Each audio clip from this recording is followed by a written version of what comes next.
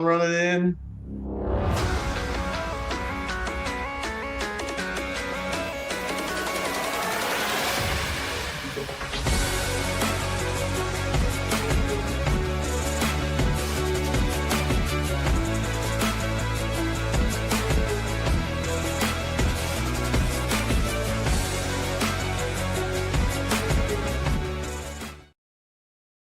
Hey, ladies and gentlemen, welcome to All Burgundy and Gold Everything, powered by the Urban Sports Team and Fox Sports Radio 1390, 1340 AM and 1340 AM and 96.9 FM. I'm Glenn. I'm joined by my co-host, George. George, what's up? Great to be on with you, and just looking forward to these predictions. Yeah, hey, Wole will be coming to join us a little bit later. George, up to you, baby. Yes, subscribe to our podcast on iHeartRadio, Spotify, Apple Podcasts, and all your other fine podcast platforms. Just search All Burgundy and Gold Errrything. Also, tweet us at ABG_Errrything, 3 R's, and hit us up on IG and TikTok at ABG_Errrything, 3 R's. Make sure you subscribe to us on All Burgundy and Gold Errrything on the YouTube channel. And if you're in the YouTube chat, we will take super chats. We will prioritize them, and they help support the show, so we really appreciate them. We are also on the Urban Sports Scene X account. No, it's time for the pregame. Here's what we have on tap. We will make some Commanders season predictions. We'll talk about the predictions for the regular season. Will they win the division? Will they go to the Super Bowl? We're going to make all kinds of predictions. So we want you to join us tonight as well. Make your predictions. Put your predictions in the chat for the Washington Commanders. What you think the season record will be. Hey, this season starts Sunday against the New York Football Giants. The Commanders look promising. Hey, looking at the schedule, what do you think our record will be, George? I have gone kind of homer. I'm going for 12-5, the same 12-5 as last year. And I think they will finish tied with Philadelphia, unless I'm going too quick on stuff like that. And I think they can win. I think they will finish tied with Philadelphia 12-5 and win the division on a tiebreaker. This is what I think, man. I think they go 11-6. All right, 11-6 this year. 11-6 this year with them not sweeping anybody in the division. That they were split in the division. That there will be no sweeps in the division. They will go 1-1 with everybody in the division. Not because I'm not just some optimistic. I think the defense would be their Achilles heel. The team won close games last year. I think some of the close games that they won last year might be a struggle this year. But I still think the team's going to have a winning record. I still think they make the playoffs. They may, and all things point to them winning division because there haven't been a repeat division winner in 20 years, right? So it points to them winning the division. So I'm looking forward for that to happen. I think this team does well, and I think they do go on a run. Right, they do go on a nice little run, but here's the ones and twosies there that they'll probably lose, and I'll say again 11-6, which is still a great season. Fan base, yeah, but it's a split of the whole division. You ain't gonna win any tiebreakers doing that, I think. Nah, you can't. Not any tiebreakers, but if you look last year, they didn't sweep any. Well, they swept the Giants. They did sweep the Giants. Giants was the only one they swept last year. Everything else was everything. What's up, Deluxe? Everything else was a split. So the Giants have gotten a little bit better. Philly is what they are. Those who are watching and maybe watching the game while we record this. Philly is what they are. Dallas, we see some issues there, but they still offensively they look good. So it depends on when we get them and how things match up. That you may see that, but I think the Washington would do well against the AFC West. I think the AFC West, Washington this year, I think Washington will do a very good job with the AFC West. So that's why I'm giving 11-6. The division is going to be hard. Let's be honest. Can we be honest here? The division, the NFC East is not a cupcake by no means, right? The Giants have gotten better, right? The Giants have gotten better. Their defense keeps them in football games with Thibodeau and those guys. Keeps them, and got Carter over there now. It keeps them in football games. So, and then you throw a veteran like Russell Wilson. It may help them a little bit, right? They had a semi-good running game. So again, And then Philadelphia, offensively good. They lost a lot of guys on defense, so we'll see how that plays out as well. So that's my explanation on why I got 11-6, George. Your thoughts on that? I can certainly see that. I feel like if they're going to win this division, that they got to win 12. I have a hard time seeing Philadelphia really anything lower than 11, even with what we've seen tonight. And certainly in this, if your scenario is correct, then Philadelphia will have to be 10-7, or they're not going to get over Philadelphia. Because I can't. I'd find it hard to believe Philadelphia losing to Dallas or New York, and certainly both of them, even though they're struggling with Dallas tonight. I'm with you, and I'll say this. I say this to somebody that thought Dallas was going to have a terrible season even before the Parsons trade. They're showing me a lot tonight. I may be totally wrong about Dallas. They may be far more competitive than what I think. I do think the Giants are a big improver, but I feel like if Washington doesn't sweep them, then they can forget about winning the NFC East. And I know that's kind of crazy to put all that on one game, but it's like if you can't take care of them, you're going to have a hard time with the rest of the schedule. You know, the Green Bays, the AFC West. I mean, that's one thing. The AFC West those games are going to be very interesting because I've seen quite a few people that have 3 teams making the playoffs out of that division. So there's going to be some tough games over there. And I feel like the Raiders are not a pushover with Pete Carroll. Like the way you're talking about the Giants is kind of the way I feel about the Raiders. And I happen to agree with you on the Giants, by the way. Yeah, let's bring Wole in. Mm-hmm. I would say our fearless leader. What's up? What it do? What a business is. What's up, man? We're here. I gave our predictions. I hope y'all ain't talking about the Giants. We gotta say the Giants for the folks that coming on Sunday. We talk about 11-6. We talk about 11-6. I said 11-6. George said 12-5.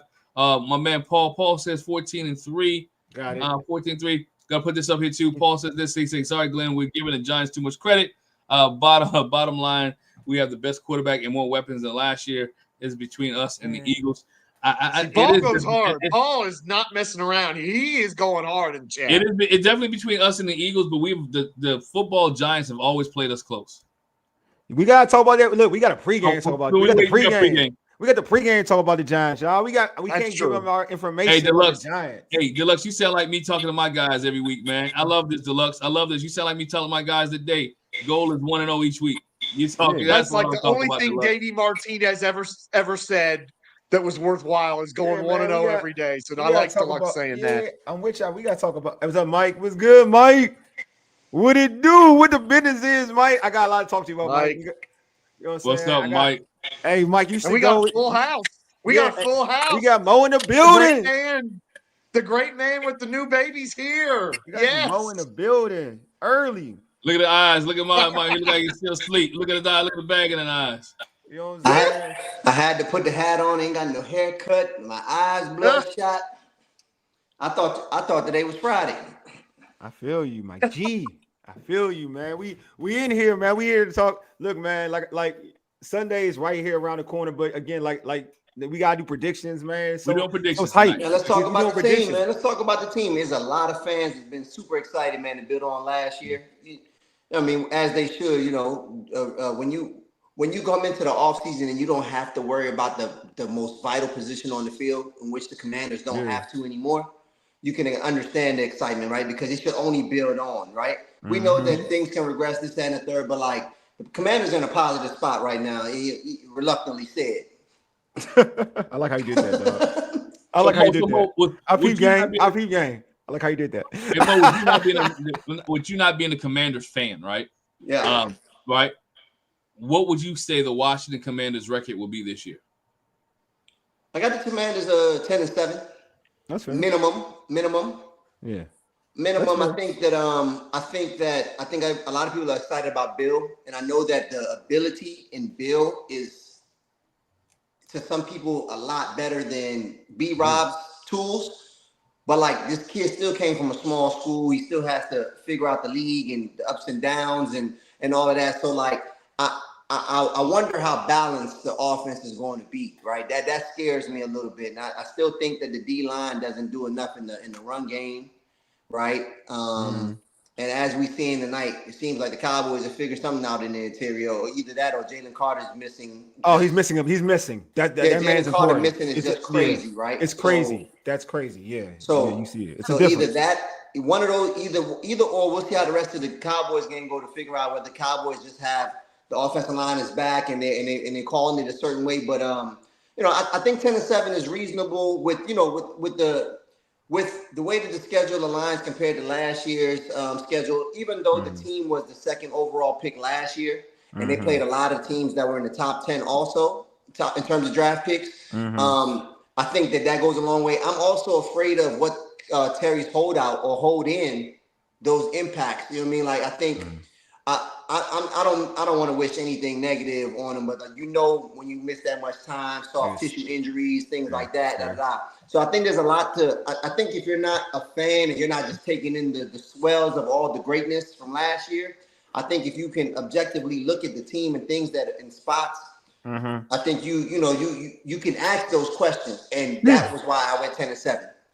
I thought it was a fair question. Can I respond to Paul's question? Because let me put that in. Put it in right. Go ahead. Okay. Because, Paul, I get where you're coming from because of how good Jaden Daniels is, but it's not a question of who's better. It's a question of the gap. Because one thing we got to be careful about is sitting here saying, JD's so great that the gap is like this. It's like the Grand Canyon between JD and these other guys. It's not necessarily the case. Don't disrespect the Jordan. I mean, look, Dak Prescott is dicing up the Eagles right now, dissecting them right now. And I thought Dak Prescott was going to have a terrible year this year. Don't look at so far. Jordan Love, week 2, is a quarterback capable of being really good. Thanks. He's got a playoff win where they went into Dallas and kicked the you-know-what out of them. And I think they're going to be a division winner this year, Green Bay. That's me. Some of these other quarterbacks are going to play. Penix is on track to have a really good year. Justin Herbert, Caleb Williams, Mahomes. These quarterbacks, if the gap's not that big, then you're talking about a game that can be 50-50. So I think we got to be a little careful about that, Paul. About doing down these other quarterbacks. JD's fabulous. There's a lot of other good quarterbacks in this league now. Go ahead. I'm with you on that, George. I think that people are overstating the gap, right? Because it's not quarterback versus quarterback. There you go. That's the point. That's the point. And this is what I mean by the swells of having the season you had last year and the quarterback that you had. You also got to know that there's tape, right? We've seen regressions in the sophomore year. I'm not saying it's going to be bad. I'm just saying he won't be as efficient as last year. So you have to think that could possibly happen, right? When you think about that, and also I said it last year, and a lot of people thought I was being a hater because I'm not a fan, because I'm the only one that's not a fan on the show, right? But I can be objective. The team didn't have that many injuries last year that mattered. We can't be objective. We objective. I didn't say you're not objective. I'm saying there's certain things there's a lot of things that played out last year that don't transfer year to year, such as health. The person that missed the most games last year was John Allen. He came back for the playoff game. Out of the 22 starters, you see what I'm saying? Everybody, y'all didn't have too many starters miss more than 3 or 4 games.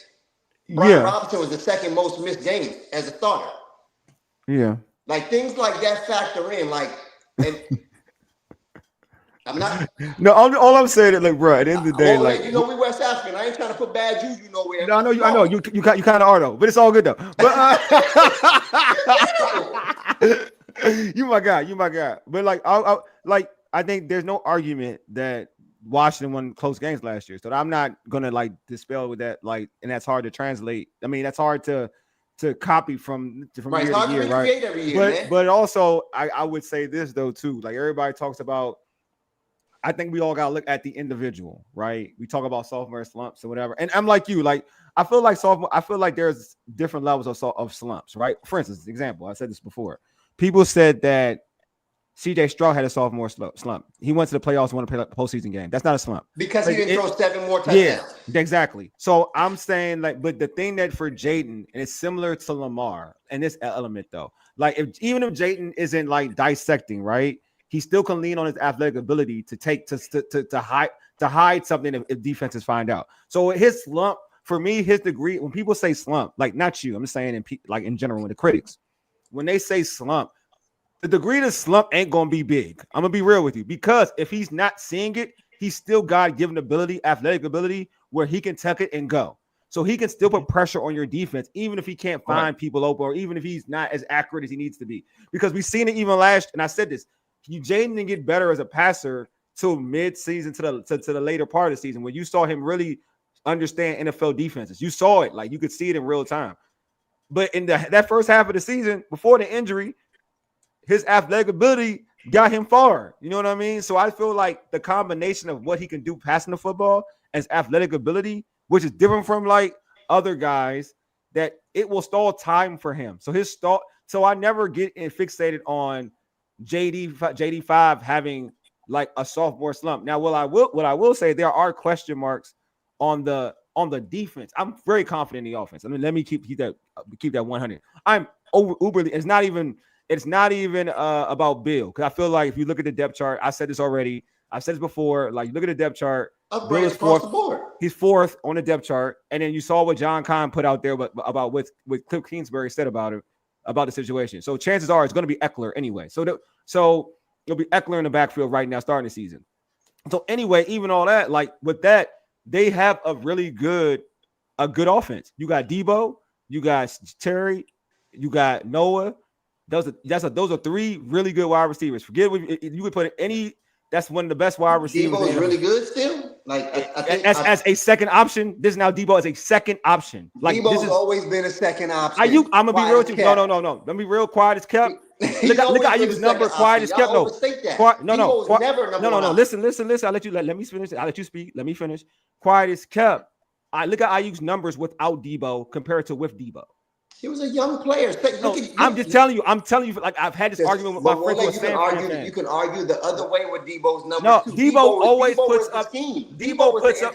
Dude, I talk to Niner fans all the time about this. We watch all the games. I've been to San Jose. I talk to Niner fans every day too. I'm telling you, like who watch all the games. I doubt you watch all the games. I'm not gonna hold you. I don't watch all the games. I don't watch all the games, but I get the report. Niner fans. My boys are Niner fans, and we talk about this all the time. When Ayuk was holding out for his money, they were like, really?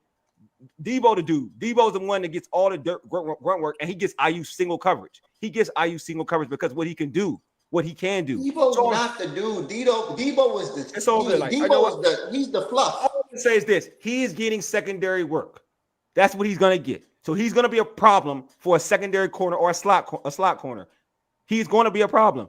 I think he's been getting, but you can't say stuff like that. Well, he's been getting number 2 corners and number 3 corners his whole career. He's going to be, and he's put up. He ain't getting nothing last year.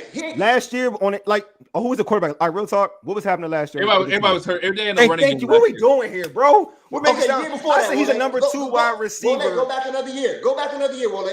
But the year they went to the bowl when he got hurt. Go back another year, Wole. When he got hurt. Look at the numbers. When he got hurt. Numbers. All right, give me the game. Give me the full season. How many games he played that season? Give me a second. Yeah, go back to how many games he played. I got both y'all. Hey, they don't put number 2 receivers on the receivers on Netflix. Let's be honest. They don't put number 2 receivers. All I'm saying, all I'm saying, and Kittle on the same season. All I'm saying, this is what I'm saying. Look, bro. Take your Giants thing away. All the pundits. Let me say what all the pundits say. The pundits. Forget this. Because I agree with the pundits, and the pundits are copying me. Let me put it real. The pundits are copying me. They say this. They say Terry will open things up for Debo. JD5 will open things up for Debo. Because of what JD5 brings to the table as his physical tools, as a running quarterback, as a guy who can also throw the football, JD5 will get people open. Just like RG3 did in 2012 when he got folks open because of the read option scare. That will happen. Debo will get open because of that. That is not that. He will get open because of that. So that offense will work with that. Wole, stop right there before we go any further. Yeah. No running back on your team is better than Christian McCaffrey. No tight end on your team is better than George Kittle. That's true. No wide receiver no. Terry McLaurin is better than Ayuk. It's better than Ayuk. Your offensive line last year was not better than San Fran. Yeah, I'm about to squash it though. Who's JD5 is better than freaking what's his name? That's the difference. What's the margin? That's big better than Purdy. Big margin better than Purdy. What's the margin? Big margin. If you say Kyle Shanahan's a big margin, yes. Yes. But JD5 is a big margin. I was getting the Kyle. I was going to get the Kyle. Yeah, Kyle, if you say Kyle, I'm with that. But big Brock Purdy, big margin. You put JD5 in San Francisco, we'll see how big the margin is. Put Purdy in Washington, then the margin is slimmer. And the margin's not even slim. You won't even know who Brock Purdy is. You put Purdy in Washington. That, but you wouldn't know. You wouldn't. You put him in Cliff Kingsbury, you wouldn't know who Purdy is. So JD's making Cliff Kingsbury or Kingsbury's making him? Which one of the two? It can't be both. Oh, definitely. I don't know. JD5 is making Kingsbury. Don't get it twisted. Okay then. Don't get it twisted. Okay then. Like, because I'm not gonna argue that. I'm not gonna argue that at all. JD5 Kingsbury is solid, but JD5 makes his offense really go. Okay. There was no Cliff last year. Everybody was waiting for the Cliff, and that didn't happen. Oh, but they turned on him initially. They did turn on him. There were points in the season they turned on Cliff. Cliff made his adjustments from his first time of being a coach, yada yada, and he did well last year. He has to do it again, and now everybody has tape. Yes, I agree with that. Everybody does have tape. Okay. I'm just trying to be partial here. Here's the thing, though. This is why let him talk. Preseason. It's too much like everything on one side. Like nobody wants to be in the middle. Nobody wants to be partial. Y'all want to talk about all the great stuff. Nobody wants to talk about what. No, we talk about negative all the time. See, you don't be on. That's when you know what, George. You could tell him be listening, dog. I ain't gonna don't be listening because I'll be negative. Hey, don't I be negative? Don't I be frying people, George? Don't be frying my own team. You are the biggest pessimist I've ever met in my life. I'll give you that. So I give you that. So I will give you that about your own team. About your own team, I'll give you that. I'm negative. I wasn't necessarily talking about you per se. I was talking about the masses. I'm about to say. So I know how you get down. Yeah, because you know when. I'm the same way with the Giants. Yeah. I will tear the Giants to shreds in a second because I invest too much time of my week. I'm on the team. But you know what? That's Glen, it right there. What were you about to say? Go, Glen. I want to talk about Mike's point. Mike's point is this: Cliff didn't have his downfall last year, or he probably won't have it this year because of the players and the coaching staff around him. Right? Look who he talks to every week. Right? He talks to Dan Quinn. He talks to Anthony Lynn. He talks to Johnson that used to be in the Eagles. Brian Johnson, right, to be with the Eagles. So again, he has a good group of guys that he's conversing with weekly, right, around him, who's contributing to the offensive game plan, who's helping him out, right? He's not by himself. Oh yeah. So that makes it that much better for Cliff. Now, to your point though, Mo, you know as well as I do that JD5 is better than Brock Purdy. Night and day. Night and day, right? Let's be honest. Now. Brock looks good because he has the weapons that you named around him, right? He had a George Kittle, Kyle, right? He had Brandon Ayuk. He had a Deebo Samuels, right? He had weapons around him. So all he had to, if you look at him, all he had to do was get them the ball and get out the way, right? Get them the ball and get out the way and let those guys. You see? Y'all do that to Brock Purdy because he's Mr. Irrelevant. No, I'm gonna tell you no, because Kyle. I'm gonna tell you why. I'm gonna tell you what I do. No, go ahead, Glenn. I don't want to talk about Brock. What happened to Brock last year without those guys? What was his numbers like? Glenn,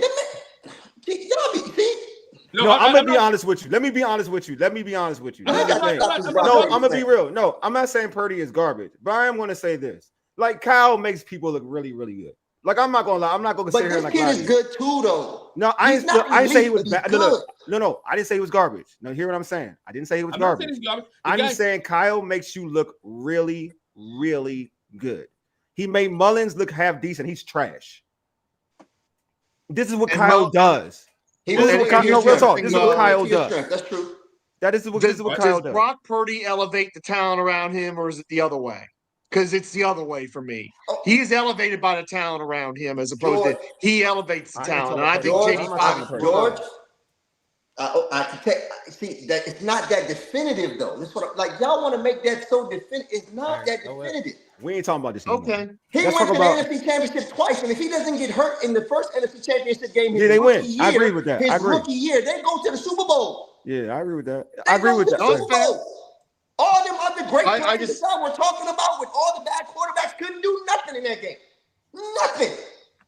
So y'all cannot make it one-sided. That's all I'm saying. No, this is what I'm saying. I know what. I don't want to keep talking about Purdy. Like, I'm gonna be real. Why are we talking about Purdy for? Let's go Like, to real the talk. Commanders. I know we're getting off. Talk about this Washington football. Yeah, like we talking about Purdy for. Come on, man. Get off. All We talk. I'm season Can I ready. make I'm one sorry. last I've point been about practicing JD5 before y'all we get on the been next thing? Is that I understand people talking about the second year thing because it's a natural thing to do, but JD5 said it. He said, "I know I got tendencies and I got to work on that." Yeah, he said that. JD5 knows the things that he's had to work on from the get-go, and he's worked on them all off season. The mental attitude that kid's got and the intangibles are up here. And I think that's why he's not going to struggle at all because he is ready for the new things that are going to be thrown at him, or he is readier for it than because here's the problem with some of these rookie quarterbacks that do well. They don't evolve and get better. They plateau. Can argue you've kind of seen that with Dak after his great rookie year, and he had a fabulous rookie year for Dallas. I don't think you're going to see that with JD5. That's not true, George. Ezekiel Elliott got suspended, and that threw off that whole season. But that was a big part of that. It was a big play action guy. That wasn't the Dak that we see today at all. So Mo, what is JD in your opinion? What is JD5 stats this year? No, JD5. Listen, you will never get me against JD5. That's not what's happening here. JD5 can put up whatever they say he's going to do. He's going to do. I'm with that. I'm just saying, like, we got to think about the efficiency last year. What is stats though, Mo? What's stats going to be, bro? What's stats going to be? Where's the prediction show, buddy? So JD5, the natural thing from what I saw last year is to take more shots down the field. Yeah. All right. And then now, as you guys said with Debo's addition, if Debo is Debo, if he is Debo, he is a great yak runner, right? Facts. That goes hand in hand with JD's legs and ability to extend plays, right? That's going to put him in. So it's easy to say that JD's going to be in the 4,000. He's going to surpass 4,000. You think 4,000? Oh shoot! Because think about we talked about how many times he held the ball last year. He doesn't take risks. Yeah, he doesn't. He doesn't take. The only thing that I see that's going to change for JD5 is that he's going to throw more interceptions because he's going to take more chances. Risks. Yeah, right. That's the only bad thing I got about JD5 this year. Other than that, JD5 can have a mirror copy of last year. But I know, certain plays that he didn't make last year that he might take a risk on this year because he's more veteran and he feels like he can make that throw. That can change the course of the game, right? Yeah. It's not like he's just waiting to throw that last deep ball to Terry in Cincy because he has to. Because that's what sold us, George. Remember? Staring the gun barrel down the lane and let it fly regardless. He wouldn't have did that in the second quarter. True. But we're going to see that. We're going to see that in first quarters this year. We're going to see that in second quarters. And that's the kind of little things that change the game. I'm not trying to be a hater. I'm just talking from a foot. We all play football or coached it at some point. The more comfortable you get in the system, it's your second year, you're going to do more and more. Or you're going to try more and more. Right now, you got Laramie Tunsil blocking the blind side. That's supposed to be instant protection. I'm thinking more aggressively. When you start thinking more aggressively, though, you might get bit by the same bullet. You know what I mean? Yeah. That's all I'm saying. But no, the efficiency, I just don't think the efficiency is going to be there. You got to remember, this team went like 18 straight fourth downs. Yeah. Come on, man. That's video game numbers. That don't video game numbers. You don't. Wait, let him finish. Let him finish. Let him finish. That's the way the NFL is transitioning, though. High school is doing that. College is doing that. Coaches. We live in an analytic stage of sports right now, right? People are looking at analytics. Analytics tell you now, hey, 4th and 1 is better than you punting the football. Better than punting the football. Yep. Go for it. So when you look at teams like that, Detroit Lions is another team, right? Dan Campbell, they go for it. Those are things you're looking at, right? I think JD5 will, to your point, agree with you, will be great point. All right, great point. Paul, great point. If you don't have a kicker, right? If you don't have a kicker, field goal kicker, right? You don't go for it. All right, when you have a field goal kicker, you have to go for it on those fourth downs again because you don't trust your kicker. So to your point with JD5 and those 4,000, he would have had 4,000 yards last year. Think about it. The games he was hurt, and he didn't play the whole. He didn't play one game, man. He would have been close. No, I don't think he was 4,000 yards. He's not 4,000. He wasn't he wasn't throwing the ball like that. He wasn't getting 300 yards like that. Does he get 4,000 yards if we give him Mariota stats versus Carolina? Nah, I don't think so. No, he still doesn't get 4,000. no, he's Nah, close. yeah. He's close. He's close because he had 3,568 yards. Mariota scored threw for like 300 some yards. So you put Jaden about 38, 39. But he doesn't throw. This game, let's not forget he got taken out of the Dallas game because he was thinking up. I mean, yeah, the Dallas game. Well, Dallas game he was struggling in. He was struggling before that game anyway. He was struggling in that game. I won't do that. He was struggling in that Dallas game. He was in the game. So this is what I will say. Until like to Mo's point, yes, he'll take more chances, but that's natural.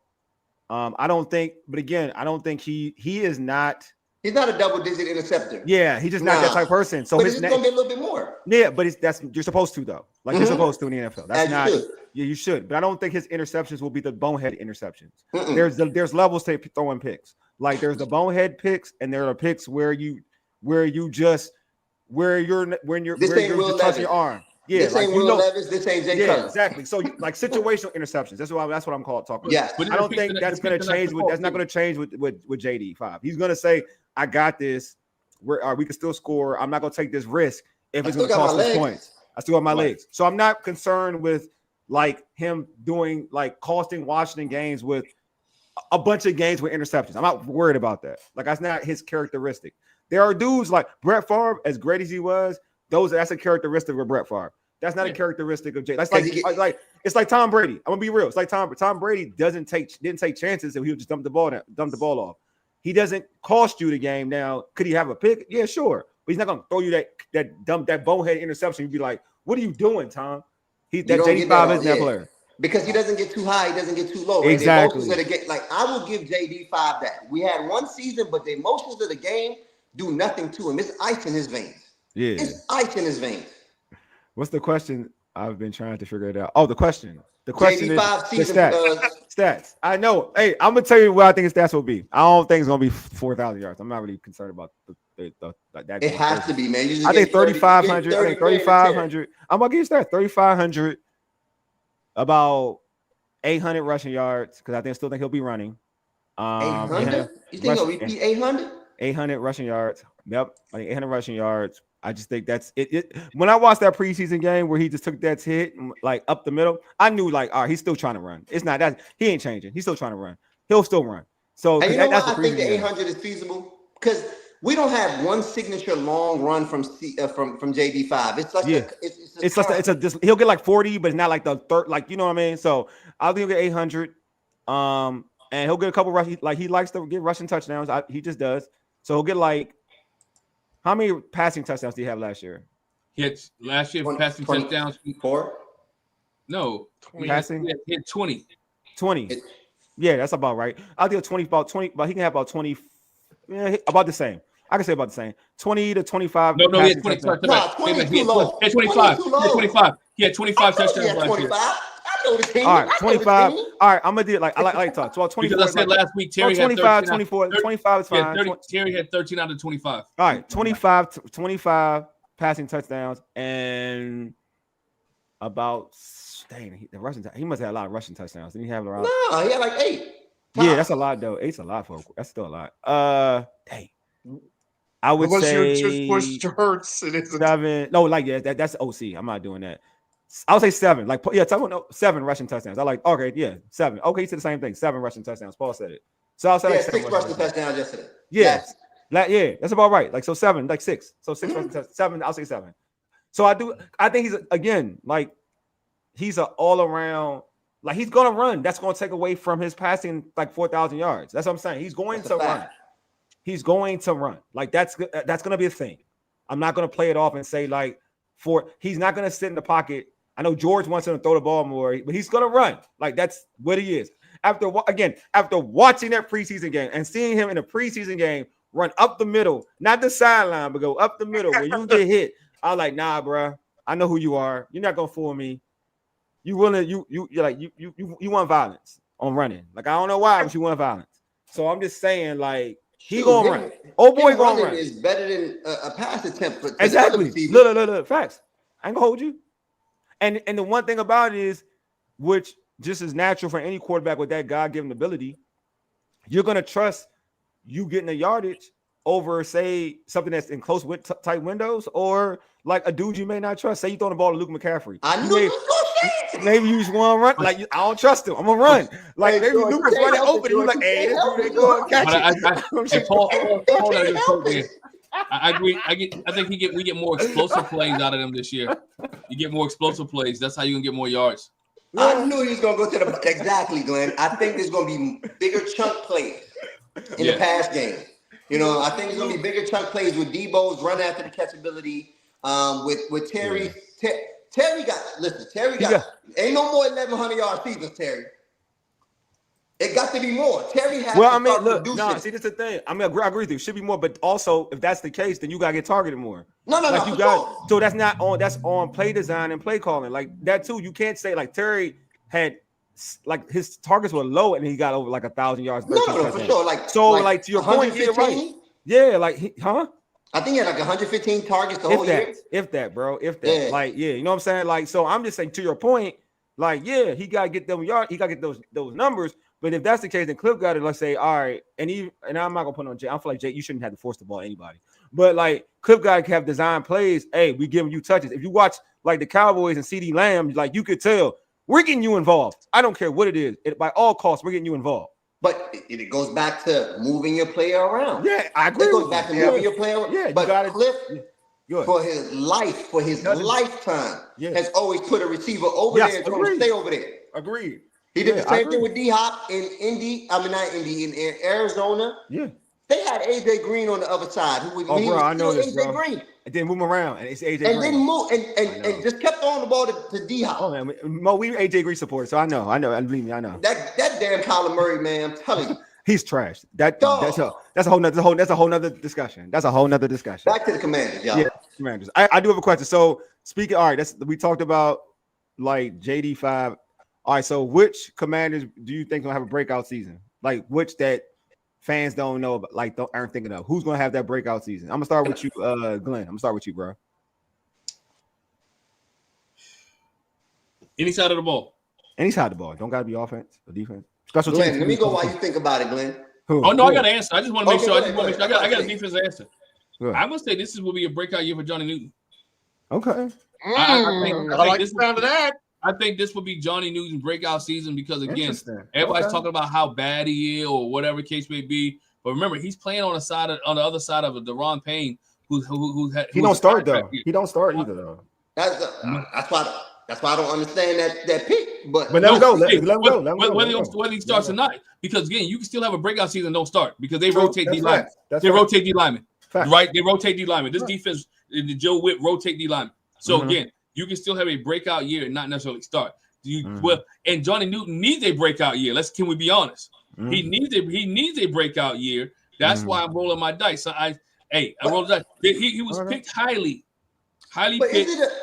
Is it a breakout though when he never quite was okay? He just needs to come be what he's supposed to be. That's what I'm saying. But hold on, because it's like if you be what you're supposed to be, you wasn't that last year, right? That's a breakout because you're doing something that you didn't do. I will say this. I like Glenn's. I will say this though.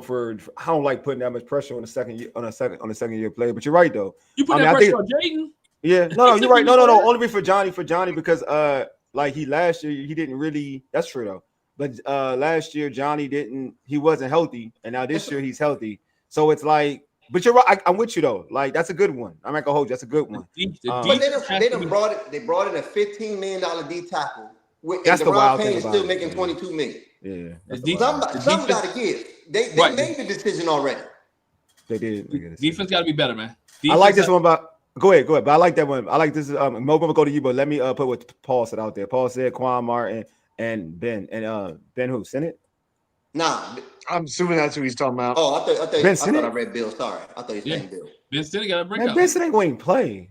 Ben Sinnott ain't playing. I think we're going to be in a lot of multiple tight end sets, so I'm kind of hoping we'll see him. I heard, man, Yankoff, I hold y'all. They got Bates as the best blocking tight end in the league. He is, though. He is. He has Ben Sinnott. I'm going to tell you. That's how they talking about Bates. He is, though. He is like that. So Ben Sinnott ain't getting in. But let me be real with you, too. I'm going to be real with you, too, at the same time. I think it look like Yankoff is better than Ben Sinnott, and I like Ben Sinnott. Ooh, Yankoff is better than Ben, and I like Ben Sinnott. I liked him in college. I like Ben Sinnott. Hey, Glenn, Mo, who's your the breakout player for me is Amos. Ooh, He is dreamy as a cornerback prospect. 6'1", 195, physical. He'll come up and tackle. He's been coached by the best in St. Nick. You know what I mean? He didn't stop in Ole Miss just to get where he had to go, but like there was a reason. There was, before the pads came on, they was talking about him strapping up Debo when Terry wasn't there. Yeah. So imagine if he plays at a better level than Mikey, because even though I think we gave Mikey a lot of grace last year, Mikey gave up a lot of yards. When he was in the slot, yes, we went Mikey outside. Gave up, Mikey gave up a lot of yards. Then they put him on the outside. He was like that. He was like the outside. He started playing better. Yeah. I get it, but like the whole pie counts. You don't get it. You don't get a fraction of the pie, brother. The whole pie counts, right? So go ahead. I'll let you go. He improved though. So because he improved towards the latter part of the year, I understand. Okay. But imagine if you traded for Marshawn Lattimore, right? Yeah. In the swap of the Jahan Dotson, yada yada yada. Yeah. If Lattimore continues to be hurt like he has been over the course of the last year, and Amos comes and steps in, and he gives you a bona fide starter at corner that can be feasible rather than having to deal with the problems of last year, this defense can take a step. Now, if he's really just good, and where they have him now as cornerback 2, and they put Mikey back in the slot, and Lattimore holds up, now you have 3 corners across the board. You can match up with anybody in the division. You can match up with anybody in the conference, right? As long as they're playing decent to good football. And it's going to help your overall defense, because it's going to make the defensive line look better because they can't get home by themselves. Yeah. So they'll start to get coverage sacks, which will ultimately make the defense look better. What about you, George? I was thinking like what Wole said about you really can't take rookies, although I love the Trey Amos pick from Mo. I do. I think Trey Amos is going to be wonderful. So I have an absolutely wild pick because I have not liked this person. I have called him trash. I can't believe I'm about to utter these words. Say Luke McCaffrey? No. Andrew Wiley, breakout player. Wow. Because I've seen the improvement. And the work that they've done with this guy. And don't ask me how, but it feels like he's going to be a key part of this offensive line. And I can't believe I cannot believe I just uttered those words, but Andrew Wiley, breakout player. Wild. That's where I'm going. He's going to be huge on that right side of the line. All right. So what my man Todd said, I'll stand by mine. Martin, Austin, and Lane are his picks. Okay. Austin who? Eckler. Austin Eckler. Eckler. Deluxe said C-Rod. All right. So mine. I love that. We got a guy at the end of this show, so that's all right with me. Mine is a dude that I've touted all the preseason. I just thought he balled out. I think, and every time I said this all the time, anytime he gets an opportunity, he plays well. Jeremy Reeves is going to be playing a lot of safety this year, and I think he's going to have a breakout year in comparison to what we've seen in the past. It's not just teams on just helping this defense. He's going to be a guy that we look at and say, damn, Reeves is everywhere. Reeves has helped this team win football games because he plays safety the right way. He plays it. He's in the right place. Forget obviously, not everybody is as talented, as gifted as, the Sean Taylors, the Earl Thomases of the world, like back in the day. Like everybody's not. Ed Reed, obviously, Ed Reed. I ain't want to go Hall of Fame. I throw Sean Taylor in there. Always got. We're a commander show, buddy. It is what it is. Sean Taylor, speaking of Brian Dawkins, baby. There you go. You know what I'm saying? But he is an individual that I feel like has played, that is ready to play, and just ready to play at a high level. And the coaching staff has finally come to Jesus moment and know that this dude can help this team, because you hear. What's the Witt? You hear Witt. You hear Quinn all talk about how they have to get this dude involved because this dude plays solid football. I'm like, all right, this dude will get the opportunity to showcase that he's a high IQ safety. That's where I like about it. He's a high IQ safety, and I think he'll get the opportunity. So for me, that's those opportunities come from the Wole. They run the 3 safety set. Okay. So he's gonna get it in the rotation. Like, I think he's gonna take the opportunities away from, because Percy Butler played a lot last year. To me, he's better than Percy Butler. He's gonna get the opportunity. Oh yeah. He's gonna get the opportunity. Like they want that Buffalo nickel type player, right? I think he's going to get an opportunity to rotate and be in there. I'm not saying he's going to play get like a bunch of the snaps, but I do think he's going to have a guy that we're going to be like, damn, maybe he should be starting, like that type of thing. You know what I mean? Will Harris is out there. We'll see what Will Harris does, but I think he's going to get an opportunity to be like, all right, when he plays, folks will know he was out there, and they're going to be like, this dude should be out there a little bit more. But they run the Buffalo nickel. He's going to get an opportunity. But I mean, they're going to have you may see, truth be told, Mikey in that position at times when they want it, depending on what when the defense is. What happened, bro? You good? You all right? Somebody just got absolutely destroyed. Okay. I ain't watched the game. I should watch this game. By the way, can we put up Deluxe's comment because we got to do that? There's damn good reason for that. He got to show it. I'll believe it when I see it with Kinlaw. All right, this is my day. Like, I ain't gonna lie to y'all, man. This is when Mo's gonna say I'm a pessimist. I was gonna say Kinlaw. Go ahead. This is when Mo's gonna say I'm a pessimist, man. Like, look, man, I can't like my bad. Look, I love sports, man. I love sports with a passion. I'm not gonna lie to you. I love it with a passion. I love basketball, I love football, baseball, all of it, right? And so all of my years of watching sports, period in life, when a first rounder, period, has to go on multiple teams and has not produced on multiple teams, it is hard for me to ever say that dude is going to be like that. I'm sorry. It is hard for me. That answer? Yeah, go ahead, bro. Go ahead. Deluxe, the reason nobody said Kinlaw is this is an Adam Peters reclamation project.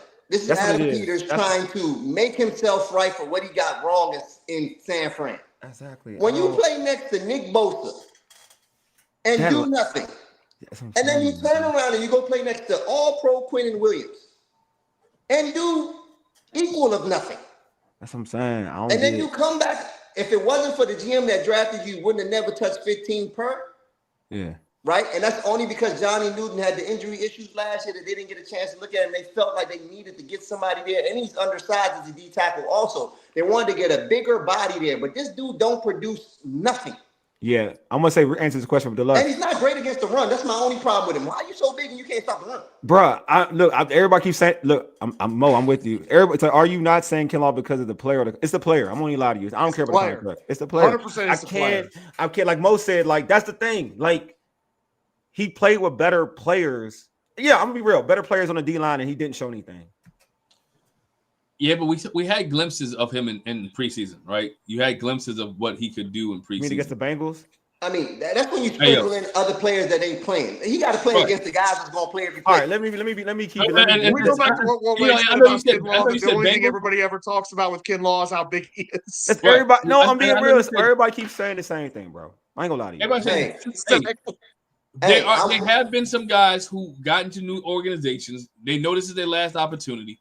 They noticed their last chance, and they have. I'm not saying I'm not a Kinlaw fan. The jury's out on Kinlaw. That's why I didn't say he's breakout. But again, when you hear the guy talk, he talks a good game, and he says the right words. So I need to see. He needs to show us as fans what he can do. I agree with you. No. Let me say this one. Let me just say this real quick. He says the right things. I'm gonna root for the kid because he's local. Y'all know that about me. I root for local kids. Period. So I'm gonna root for the kid. But what I will say this though, because I got to keep it a beam, is that Glen, you're right. You go to a different organization, you're better. But this dude has been in multiple organizations already. That doesn't happen often. That doesn't happen. He's been on like 5 teams, third team in 5 years. Like let's put that in. And he's in 5 years. That says a lot. Now, I agree. I totally agree with Mo. The thing is, this is an Adam Peters project. This is a guy he's comfortable with because he drafted him. He wants to show that he's right. He was right. That's what it is. That's all it is. So I hope. Look, if he Deluxe, if he pans out, you win, bro. I'm gonna go full screen and I'm gonna give you your flowers. I ain't gonna hold you. George, I just want to take it from somebody. Explain pan out. Come on, explain pan out for me. What does he have to pan out? The season or a game? You gotta explain breakthrough because you be having nuances. So you explain breakthrough for Kinlaw. Who, me? No, go ahead. Yo, a breakthrough for me for Kinlaw is this, right? Yeah. One, him playing 17 games, 14 out of 17 games. Okay. Right? He has to play consistently, right? Injury free, right? Another breakout for me is this. that run defense for Washington has to be better. Yeah, that's right. That's the end all be all. And it has to be because of the platoon of defensive linemen that play. Yeah, I agree with this. He has to dominate. What also has to be breakout for me with Kinlaw is, Paul said it, he has to be dominant, right? Yeah, we talked about his size. You have to call. I need to watch a game, and the name we're calling is Kinlaw with another tackle. Yeah. Kinlaw with another stop. Kinlaw, Devron TFL or two. All right, so that's my thing. Go ahead. Another caveat here, because I always have to bring up this guy. Go ahead, bro. Is that he's playing next to 94 with the worst habits. Hey, come on, man. It's a contract. Hey, Mo, he a contract year. You know what he doing in contract years, though? He gonna swindle again. Hey, Mo, you know what he about to do. You know, hey, Mo, you know what he about to do. you know what he's about to do. Hey, Mo, I ain't gonna argue no more. Like he was chilling. He's a contract. And that's why I don't take my foot off the gas on him. Yeah, it's a contract year. Mo's been right about this from the get-go. You're right about Payne. I love Payne. Mo's been right about that from the get-go. I like Payne's talent, but I like Mo right. Mo been right. But that's the thing. I want to just add a little bit to Glen's point. There has to be multiple moments where we watch Kinlaw just bulldoze a guy into the quarterback's lap. Because that is the kind of player he can be. Like go back to the old days, Jumpy Geathers used to do that. Remember him picking somebody up and throwing him into the quarterback. Maybe not that extreme, but I'm saying I want to see Kinlaw put somebody in either the quarterback or the running back's lap. Yeah. That's what I want to see. I will say this, George. I feel you. You want to see that. And I know what you're saying, but I'm not sure if that's in his makeup, like what you're saying. Like he's never been tackles that do not play the run well. Yeah, go ahead. Like again, I think this is the thing. I think we're all like with Kinlaw. Again, I hope he proves me wrong. Like this is one I do hope so. But actually, truth be told, I prefer Johnny to start over him. But that's a whole different argument. But I would say this about Kinlaw. I think that Kinlaw, you got to show something that you're about that. Like I think people look at his size and they're like, they automatically assume that that's what he's about. That's my issue. Like with it, it's like you assume. I would say this. Paul always says, "Watch tape, watch tape." Well, watch tape of him when he was in San Francisco. Watch tape of him when he's with the Jets. Like watch tape. Yeah, like watch those tapes and then because I feel like this is the thing. Because he's in Washington, we're gonna like say, "Oh, he's gonna do this, he's gonna do that." No, like go watch the film. Like the reason why I get hyped for Debo, regardless of what years it is, I've seen Debo perform at a high level. Like I've seen it. Like you got to see it first to say he's going to do something. If you never saw it, I can't say he's going to do it. Like, you know what I mean? As all the knock on people have on Jonathan Allen, I'm sure Minnesota's saying, "Damn, we got Jonathan Allen. He was an all-pro." Mm-hmm. Like you've seen it. Mm-hmm. That's all I'm saying. Like you got to see it. They're like, we might mess around and get a Pro Bowl year out of him. Yes. Because of everything else around him, right? Exactly. It might not be his personal ability no more. It might be Brian Flores' scheme. It might be the people around him. Agreed. But they're counting on whatever's left with Jonathan Allen with their talent. And it's the reverse. It's the reverse in DC. Yeah. He's coming to a lesser defensive line. Yes. So that's why I can't. Kinlaw got to show me. Yeah, he's got to show me. He's got to show me. And look, I am the guy. If a D lineman ain't doing what he's supposed to do, right? You are, yeah. I'm the first dude because I talk about Chase Young all day long. I told everybody. Chase Young. We didn't even get one show into the year. Chase Young came back. I know, and this is like how long he been going? But hold on. No. Here's my point. Here's my point with Kinlaw. Kinlaw is like a Chase Young. He's inconsistent, right? And Kinlaw is. I watched a little bit of the Bengals game. Kinlaw takes plays off. I was about to say it's the effort. It's the effort. It's the effort and the inconsistency from Kinlaw, which was the same issue I had with Chase Young. The effort and inconsistency, right? Kinlaw and so you want Kinlaw to be better. He has to be more consistent. To me, I think he should have played more in the preseason. Yes, I think he should have played more in the preseason. Agreed, Paul. Because he was like that in South Carolina. Right. I blame Joe Witt and I blame Dan Quinn because we saw what happened last year when the D tackles didn't play much in the preseason and what we got the first game. All right, go ahead, George. You want to say something? This is the thing that gets me, and this is why Mo's right about a lot of this stuff, and it frustrates him too. Just looking at the players that you've seen this at South Carolina, you've seen this at San Francisco, you've seen this with the Jets. He takes plays off and stuff. Why do we give this guy $15 million a year if that's the case? And I have no problem with Kinlaw if he didn't cost 15. If he cost 8, no problem. He knows where the bodies are buried. Exactly. I think Mo said it already. He said it. It's to be proved. Like there's an ego. Whoa, I'm gonna tell you what. Well, let me tell you. I mean, y'all think I'm being funny, but it is the truth though. I ain't gonna be funny. It's the truth though. It's the same reason why Luke McCaffrey's in Washington. I think it's the same reason Debo's in Washington.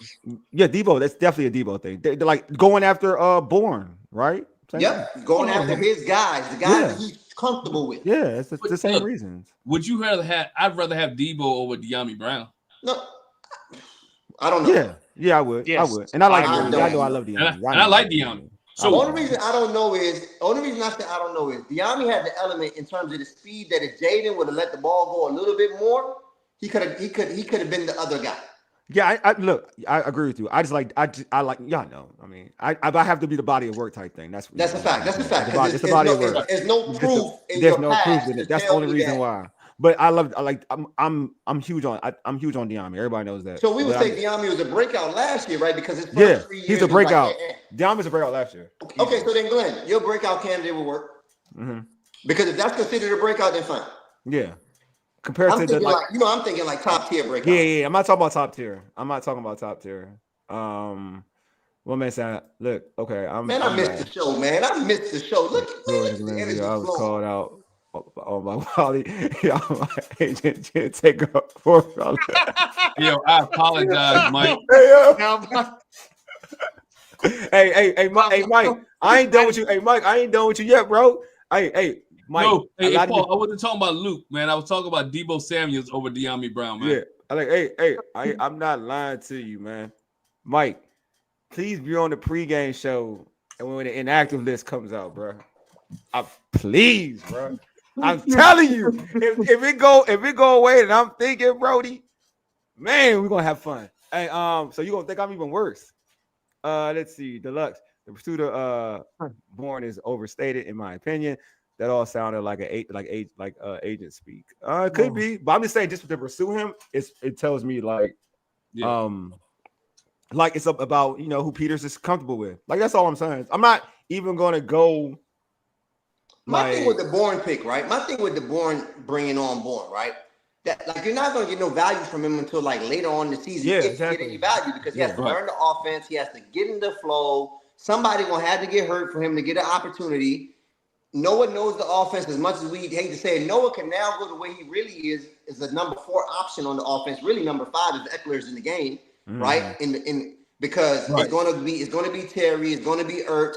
It'll be Debo. You're right. Right? It'll be Eckler if Eckler's on the field, and then it'll be him. He'd be the 5th person to even think about. Yeah, good point. I beg to differ, man. Just for the simple fact that Jaden loved Noah last year. He did though. That's early in the season. Noah was Jaden's favorite guy. There was no number 2. He was the number 2, and Terry was getting doubled, and he wasn't throwing the ball to Terry. He wasn't like the way he should. Yeah, all facts. That's the only reason I would say that. Because Wole tell you in a heartbeat that he wouldn't make it play. Wole say Terry open on every play. I do. When I see Terry open, I do. When I say, look, I had somebody showed me the cut up. I was like, Terry open, bro. Terry be open, man. Terry be open, bro. Just like everybody. Look, Luke was open. Hey, look, see, Luke was open early in the season too. He was. He was open. I ain't gonna lie. He was. He just didn't get the ball. When Jaden started rocking, I guess he wasn't getting open anymore. That's on him. We mentioned Jaden Daniels. You are sick, man. Sick. Hey, we mentioned Jaden Daniels stats, and we just mentioned Terry. Wole, I'm gonna start with you, man. What does Terry's stats look like this year? I just think that Jaden's gonna have to throw the ball a lot, and Terry's gonna have to be targeted a lot to get like 1,200, like all that those yardage. But I do think that I think Terry gets. I'll say Terry gets 1,100 yards. I can say 1,100 yards, and double-digit touchdowns. So I'll say I don't think he'll get 13. I think he'll get like 10 to 11 touchdowns. But I do think that Jaden because Jaden's getting better. Terry's gonna get better as a receiver. I just believe in that. So with that being said, and to getting that money, you got to justify the money in terms That's of what I'm talking about. Yeah. Y'all talking about 1,100. It's no way. Huh? Bro, this man had 117 targets last year. That was Not the that much. least since That's he's the been least. a full-time I know. starter. He's gonna get more. He has to get more. Right? So yeah. I don't think he has to get more. I think he has to get more opportunities for the deep ball in the 50-50. Yeah, that too. Yeah. Right? The 50, got, yeah. And then Cliff has to, like, Cliff is going to want to do all this stuff with Debo. Yeah, but I Terry's agree. the one he should do it with. I agree with Terry's you. the one he should do it with. Yeah. And like, people are not trying to hear me when I say that. Terry needs to be catching wide receiver screens. We've seen the 83-yard. We've seen the play against Detroit in the playoffs. Yeah, saw it against the Eagles. That Jonah Eagles when he took it. You got to give him those opportunities. He's underrated as a 50-50 ball catcher. Yeah, right? He's underrated. So, that's why I said that earlier, that Jaden's, like, his efficiency is going to go down a little bit because you have to play into that 50-50 ball to validate this $30 million. Yeah. You have to validate this 30-some million. But go ahead. Right. So, Mo, what's the stats? Man, Terry got to be 1,300. No, got to be. No, what you think he's going to get? No, not got to be. What do you feel like he's going to get? Don't say got to be. Like, what do you feel like? So, familiarity with the offense. Okay. First time in 7 years that he'll have the same quarterback on opening day. That's a good point. Yeah, right? Yeah. 1,300. Yeah. 1,300. I'm not moving off 1,300. You know what? Let me be fair. I just need to see that second digit in the 1,000 yards move up one tick. 1,200. 1,200. Okay. That's fair. And then, I don't know if he gets 13 touchdowns again because of how efficient he was in the red zone with the least amount of targets in the red zone. I think he had under 10 red zone targets and had 6 touchdowns in the red zone. Because practically he played the Giants last year. He had 2 catches for 9 yards and had 2 touchdowns in the red zone. Yeah.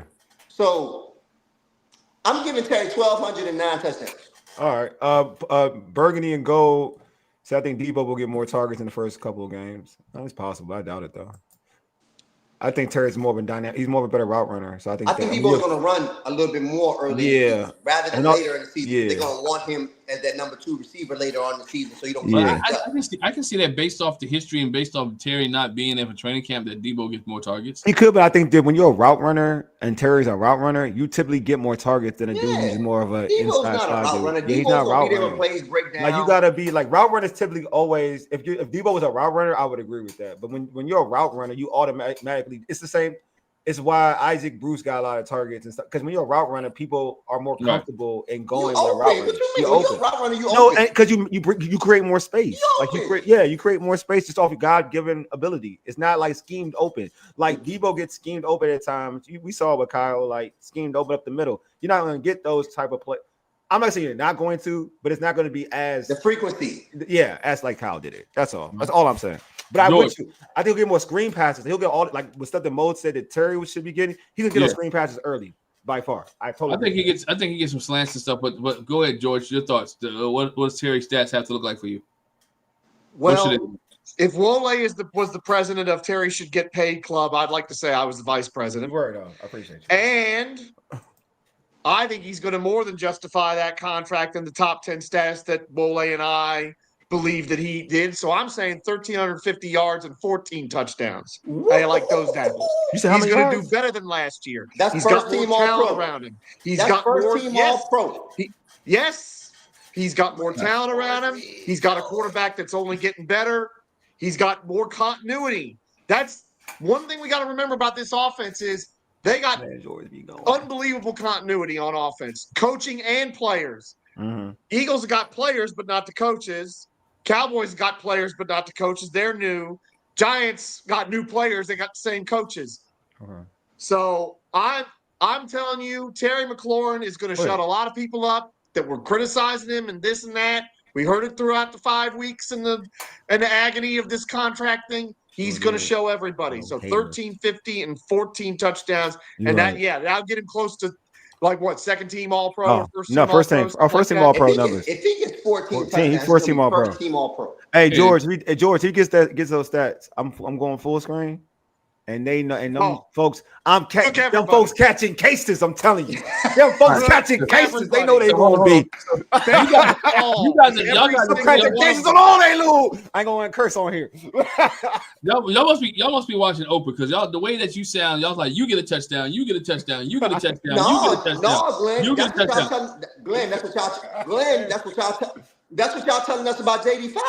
Hold on. That's what y'all telling us about JD5. So what we're saying is that this offense is going to put up more points than they did last year. I think they should. That's what y'all telling me about JD5. So I gotta go that way. I'm going to tell you this way: this team will be about the same in points last year. This offense has to steal possession. The defense has to steal possession for the offense. These numbers ain't adding up. That's what I'm saying, telling Taj. you, man. I think that this has to go. I think. Look, go ahead, Mo. Go ahead, bro. We did our predictions on the record. And when I said 10-7, everybody was shaking their head a little bit. There's some continuity with that. It's the difficulty of the schedule is a lot different than last year. And nobody's talking about that. I'm sorry. I'm not being a pessimist here. That's where I was going, Mo. That's where I was going, Mo. You played 9 games last year against teams that drafted in the top 10 picks. You were also a top 10 pick. I'm not going to take that away. I'm not taking that away. That's not happening again. I'm caught, bro. I'm gonna say this again, man. I don't dictate. I don't care about scheduling. I just look at what this team is. What they're gonna. What I look at this team and offensively. I do get like the questions on the defense. I'm not gonna argue that. But offensively, I think this team went to the postseason and played some of the better teams and still put up numbers against them. But the Lions were hurt. I get the Lions, but Tampa, they played Tampa in Tampa. So they can compete. They can compete with anybody, and that's the second time they played. Don't dismiss the Lions. Don't dismiss the Lions because with the Lions, Washington had caused 3 turnovers. With the defense, no. I agree with that too. But I'm just saying, like the Lions weren't 100. I mean, the Lions were. They had 12 defensive starters hurt, and then the guy that was playing at the end of the year got hurt that game. Argument, I'm just my point. If you want to make that argument about the Lions, Robinson. Yeah. Well, I'm just saying. I can't get with you that wide because they still won a division. They were still a number 2 team. That was okay. All right, let me finish. But we're talking about the playoffs. Let me finish. You can't use the fact they had 12 players hurt. Mo, they still won a division. That happened towards the end though. Mo, like Glen, that happened towards the end. No, they weren't the same team. If you look at the season, they weren't the same team towards the end of the season. They didn't have Aiden Hutchinson majority of the season. No, but I'm done. They were just Hutchinson. They lost starters on the secondary. They lost 12. Yeah, I'm not. I'm just saying this. I'm not knocking whatever. All I'm saying. No. Some folks George, pick this I'll because be here at the end of the season, George. Yeah. Look, all I'm saying is this. I can understand that argument. If you use the Lions, you're not going to accept the Lions. I can understand that. I'm not saying that whatever. I can understand the argument. All I'm saying is like Washington has shown you even towards the parts of their season, they competed with tough teams. They competed against Pittsburgh. They competed against the Ravens. So that schedule stuff don't bother me because they've shown you even when they had those tough teams on the last year's schedule, they competed with those tough teams. That doesn't bother me at all. So I don't look at Washington saying the schedule is tougher. They were tested last year with some of the top teams. Name another tough team outside of Pittsburgh because you lost to Baltimore. You lost the Baltimore game. Name another one. The tough teams, Baltimore, Pittsburgh. What else? You lost both of those. Keep going. No. I said they competed. Listen to what I'm saying. You're not listening to what I'm saying. I said they compete because when you compete and you're in the game, you can go either which way. The Pittsburgh game was on the road. The Baltimore game, if it wasn't for St. Juice, was trash. It was at home. No, sorry, not Pittsburgh. The Baltimore game was on the road. Excuse me. Baltimore game was on the road. Pittsburgh game was in Northwest. If it wasn't for St. Juice, if it wasn't for Newton jumping off sides, the game he could win the game. Exactly. So my point is they competed against those. My point is competition, competing. I don't care about the wins or losses. My thing, when you go into a place and you play against against the Eagles, even the Eagles, the first game I'm not even talking about the last one. The first game of the season on Thursday night. They were up on that game for 3 quarters. The fourth quarter is when they lost it. All I'm saying is when they've shown they compete against the best teams in the league. They've shown you already. But Wole, you have to win it to no. See, You have to win some of those games. You didn't win none of those games. Look, Mo. You keep naming games that y'all compete and you lost. All right, then we beat the. All right. So you said we beat no tough teams? We beat any playoff teams last year? I said that you're overstating this competitive. No, what I'm saying is no. You when lost it can go those games. 50-50. All right. The same thing you're saying. This is my point. The same thing you're saying about the teams that we beat last year that can go 50-50. We lost. We can say the same thing about the teams we did lose to, and it could win 50-50. We could have won those games. That's my point. That is my point. The same argument you're saying, like those games that you lost, that you won, it could win. I never said that about the games that you won. I'm just saying, like I never said that. I said y'all played a weak schedule, so y'all won those games. All right, the weak schedule was. We didn't know who Jaden was. Weak schedule. Let's look at the schedule for what it was. All right, the weak schedule that they played. How many those teams that panned out to be all right? I gotta look at somebody pull up the schedule. I got a schedule. All right, please pull up the last year's schedule for me. All right, you got Tampa Bay Buccaneers made the playoffs. All right, lost that game. You lost that game week 1. Yeah, beat them in the playoffs though. Squash. But you beat them in the playoffs, so fair. Squash. Go next. You got Atlanta Falcons, who was one game out away from the playoffs. They won a good team. They playoff team. Let's go. Go ahead. All right. You other playoffs. And they had a top 10 pick. The Baltimore Ravens that you lost by 7. He's talking about the wicked. Yeah, we lost by Ravens. Go ahead. All right. Cincinnati Bengals. We can call that tough game early no. on. They won tough game. What's Cincinnati's record? What's Cincinnati's record? 9-8, something like that. 7-9. No, 7-9. 9-8. 8-9. Yeah, 7. Yeah, they're fighting for a playoff spot, but it's okay. 9-8 or something like that. Yeah, they're fighting for a playoff spot. Yeah. Next, who's next? They're fighting for a playoff spot. They won a horrible but week 4, when you played them, they weren't good. Or week 3, they weren't good. So we can do this about everybody, bro. We weren't good in week 1 underdog in Cincinnati. We can say we weren't good against Tampa in week 1 because the first beginning of the season, I would say we weren't that good in the first beginning. We were huge underdogs. We barely beat the Giants. Don't forget that. We didn't look that good for us at the beginning of the season. But go ahead next. I can start who didn't make the playoffs. All right, next. We got Philadelphia. Compete. We did. Yeah, we split. But it's still the last game is okay. Whatever. I don't care about the last game. You lost the first game to the Cowboys. All right, that's true. All right, Tennessee Titans. We beat Tennessee Titans. New Orleans Saints. You won because wasn't a good team. All right. I'm not gonna lie. Philadelphia beat Philadelphia the second time, 36-33. They won. Jalen Hurts got knocked out, but it's cool. All right. Mentioned Atlanta already. Beat the Cowboys with Marcus Mariota. That's the last game of the season. It was worthless. Go ahead. Right. Then you talk about beating Detroit 45-31. Okay, there's more than these teams. The Cleveland Browns too. I know. But I didn't add the Cleveland Browns. I didn't add the Chicago. I didn't add the Chicago Bears. And I put the New York Giants or the Carolina Panthers. Right. Okay. I didn't put those games. Can you do me a favor? Because all right, who was the who was also? Oh, so let's look at can you look at the Philadelphia Eagles their division. I mean their schedule. Since it matters. Yeah, since it really matters like that. All right. Let's see what the Eagles schedule had. All right. Let's go to them now. All right. Philadelphia Eagles 2024 schedule. We went with Washington. We went with 12. We went what 12-5 last year. 12-5. Yeah, we went 12-5. Where the Eagles go? So the Eagles lost to Atlanta. Okay. They lost to Atlanta. Okay. All right. Then they come back. They beat the Saints. That was with Kirk Cousins, by the way. Go ahead. They beat the Saints 15-12. Okay. Yeah, they did. All right. They lost to the Bucks 33. They lost to the Buccaneers 33-16. Okay. They beat the Browns 20-16. Close game. All right, go ahead. They beat the Giants 28-3. All right. They beat the Bengals 37-7. Okay. 37-17. Sorry. They dominated that game. I know. They beat the Jaguars 28-23, which they almost lost that. Don't matter. Don't matter. Look, they won. They won. They beat the Cowboys 34-6. Okay. Dominated. Beat Washington 26-18. Yeah. Beat the Rams 37-20. Rams are good. Beat the Ravens, common opponent, 24-19. Yeah, close game. They won. They beat the Panthers 22-16. Beat the Panthers what? 22-16. 22-16. Okay. Panthers. That's when Leggett dropped what would have been. So would you say their schedule was their schedule that hard? Stop right there. I'm good. Are they scheduled that hard? Were Eagles scheduled that hard?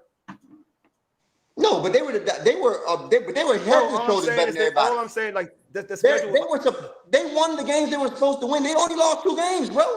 No, they lost 2 games. Look. I'm saying we lost 5 games. That ain't a lot either. What I'm saying, all I'm saying, that argument. They beat the teams, but they beat the teams. The teams you're telling you competed against, they beat them. You didn't beat them. Either which way. Everybody knows any given Sunday, long as you don't dominate, don't matter. They almost lost to the Carolina Panthers, bro. What are we doing here? What are we doing here? They won the game. No, you're trying to use semantics. I'm being real. Real talk. You play sports. No, there's a level to it. No, we're not gonna do this. No, you play sports. You coach sports. Don't do this. Don't do this. Don't do this. When you compete. So you want to tell me about a team that lost, but they were competing? No, if you were a bad team, listen. If you're a bad, let me break this down. If you're a bad team and you just lose close games all the time, you're a bad team. when you're a The good Giants, team, the 12 Giants and 5, are a bad team. when you are 12-5, 12-5, and you lost some games little bit by like you won and lost games little by little, and you're 12-5, But you you're a won so goddamn many good games team. at the end of the game that you cannot count for every year. Like you a good team. Like because you had a Pat DB Mahomes, in Chicago. Pat You had a Mahomes DB and in them Chicago losing. worried about the stands. No, because there's a a difference to it. There's a difference to it. Pat Mahomes and them, they won a bunch of close games. Like it happens. Like I'm cool with that. Like I'm cool with that. But they didn't look great in those games. They found a way to win. Dude, I'm like, I get what you're trying to go with it, but all I'm saying is, bro, competition is competition. You compete and win games. But to be fair, the beginning of the year, Washington was a W on everyone's preseason schedule. It is true. That's true. That is true. Because everybody on this cast, everybody except for Paul. Please tell me that, George, you've been my witness. I've given the Commanders that credit every time. That yes, they beat all those teams, but they were also the number 2 pick. Also, I say that every time. Yes. You can say it. Hey, all I'm saying is though the schedule, the number 2 pick don't like the schedule that they have and the Eagles have are very similar. We all why is that though? I love football. We here now. We don't got to talk about next year. We're here now. That's what I'm saying. All I'm saying is very similar. It's very similar. Next question is Jaden Daniels is he right now an MVP candidate? Are we talking? Is this a year for Jaden Daniels to win MVP? Will he be in the conversation? What we say 2 off seasons ago. I'm interested. I'm interested. Hey, Glenn. Even a hater got to say that kid could be an MVP. Even a hater could say that. I'm not taking nothing from JD5. I promise you. Yeah, I see JD5 and I see what everybody wanted Lamar to be a long time ago. Yeah, that Lamar finally became. Yes. But he's that already. He's starting that way. And if Lamar can win the MVP with 20, Lamar threw like 26 touchdowns one year and won the MVP. Yeah, killed that joint. Like, come on, bro. Like, if you say that Jaden Daniels is not a top 5 or 6 MVP candidate, you're a hater. You a hater. And even me as a Giants fan would call you a hater. Yeah, I think the answer to that, Paul said the best. Yes, next question. Here it is. I feel like Jay going to be. Todd said no. Shoot, okay. My bad. Hey, Todd said no. Okay, Todd.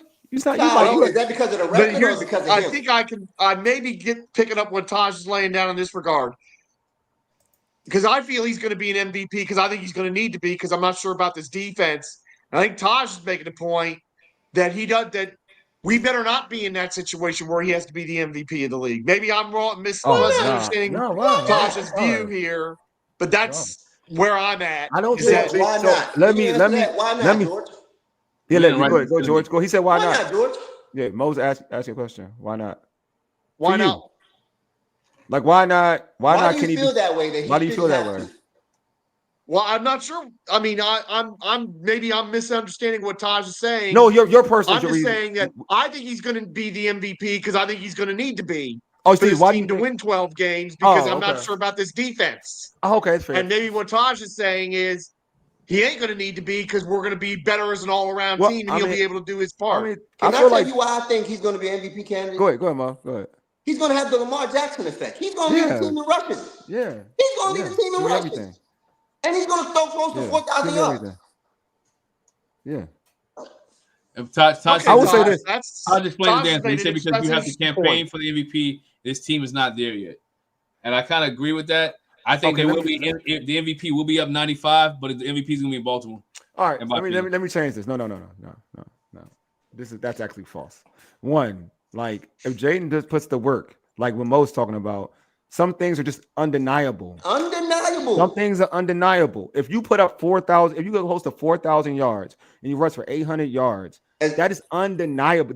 There's no campaigning. You don't need to campaign. You know what the one threshold Jaden has to figure out? Is the one threshold Jaden has to pass to be an MVP is over 30 touchdowns. Yeah, if you can do that, that's a cinch. Hey, like that's a hold. No, see, I agree with Taj a little bit. You do got a campaign because, in my opinion, here it is. Lamar Jackson should have won MVP last year, not Josh Allen. You know the difference is? I'm gonna be real with you. You know what the difference is? I'm gonna keep it a bean. Josh Allen compare? They gave Josh Allen MVP 2 years ago, though, and they gave it to Lamar. Yeah, but let me say this too. Like this too. Who's more marketable, Jaden or Lamar? Jaden. There you go. That's what I'm saying.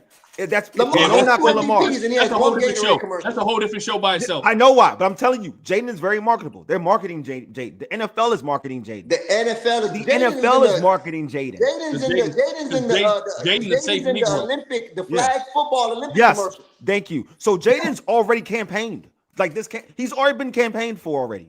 So if Jaden puts up the numbers, he's good. He's already talked about. Already talked about.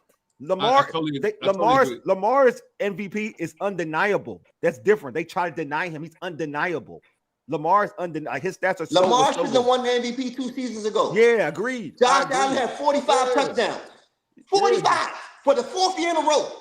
And he didn't win the MVP. Oh, good point. There's 2. He was. Yo, but you just for the same argument. You talk about Lamar's rushing yards to touchdown ratio. Look at Lamar's rushing yards. Lamar led the Ravens in rushing 4 years in a row. Yeah. After Mark Ingram left. Yeah. So I understand. But Lamar had Derrick Henry helping him last year. Josh Allen had 5 straight years of 45 touchdowns. Yes, he did though. 5 straight. 5 straight. And he thrown for 4,000 yards and 30 touchdowns. Yeah. I'm saying they didn't give it to him. Yeah. And they gave it to Lamar with 26 touchdowns and like 800 yards rushing. Good point. Yeah, but I'm just saying, like, Jaden is going to. They should have flip-flopped the years. That's all they had to do is flip-flop the years. But my argument was if Jaden gets 800 yards rushing and 27 touchdowns, then he should get the MVP. He will. No, it depends on the team record, though. That's too. Oh, that's team record, too. Yeah. He's most right. That's true. Yeah, they get to pass for 30 touchdowns. Yeah. All right, let me be real. If they get 12, if they get 12 to 13 wins, and Jaden puts up those numbers, he's getting MVP. And he's getting MVP. And I'm telling you why he's getting MVP. And it's real talk. It's almost like the league is marketing him. That like you see it. I don't get they're trying to build it up. They're trying to build him up. I don't know what like. It's pretty Everybody obvious. makes money when Washington makes money. Be real with you. It's pretty obvious. It does, Glenn. Yes, it does, Glenn. Yeah. Everybody makes money when Washington. Washington. The NFL is better when the whatever variation of this team is good. My man, Mike loves my man most passionate. No, you know who should have won it last year? Saquon Barkley should have won it last year. Saquon should have won it last year. No, you know why Saquon didn't win it last year? Because he didn't get the 2,000 yards. He got 2,000 yards. He got 2,000. He didn't win it last year because these terrible NFL writers that cover this league can't see past the quarterback. Man, Timothy like you, man. See, I'm gonna get your flowers. They don't have any idea about the West African this game. They can't see past the quarterback. but the most valuable player last year was Saquon Barkley because their season was in the toilet until they started giving him the football. And the players let you know that on the top 100. They let a running back be the number 1 player. Well, wait, talking about he got number 1 in the top 100? He was the number 1 player in the top 100 last year. Number 1. And Wole, it was a landslide. It was a landslide. Fire the Giants GM. Sorry. No, all jokes aside, I ain't about that. I ain't talk about the Giants. But like, for real, he was on. It was a landslide, bro. Number 1. Lamar was number 2. And I had no problem with that either, but Saquon was number 1. Everybody that was right. Here's the other question, and the big question in the room. Oh, if he get 14-3, yeah, definitely. If he's 14-3, if they go 14-3, it's obvious. That's obvious. You know why? Because that means y'all won the division. Yes, that's obvious. That's obvious. Correct. That's not even correct. If Washington go 14-3 to your prediction, Paul, which I don't think I ain't gonna lie to you, I don't think they go 14-3. But you were right last year, Paul. You did call out 12-5 when I didn't think that. So I will give you your flowers. If Washington go 14-3, yeah. Oh, which leads to my other question. MVP. Does the Washington Commanders have to do they make the Super Bowl this year? And if they do make it, do they have to win the Super Bowl? Huh? You had to win the Super Bowl last year. You had to win the Super Bowl. You had to make the Super Bowl last year, I thought. Here it is. We go 14-3 and they go 14-3 and they don't have a Super Bowl run or a long playoff run. Is this season still considered a success? It's year 2 in a rebuild it's supposed to be a rebuild. It's supposed to be a rebuild. Yeah. I'm not talking about rebuild. You 14-3, you ain't rebuild. You're not. No, you're not. No. I said it was supposed to be like. Is this Super Bowl? Let me put it this way. Is this Super Bowl a bust for this team? No, because it's year 2 in the program. If you are a realistic fan, it's not. If you are a realistic fan, if you are a pundit that really watches football, it is not. It's year 2 because you have the whole rookie window for this kid to go to the Super Bowl. Essentially, before you have to make you either have to contend for it again or make it before he becomes the first $300 million player. We didn't say that about, to your point, we didn't say this about Patrick Mahomes in year 2 as a starter.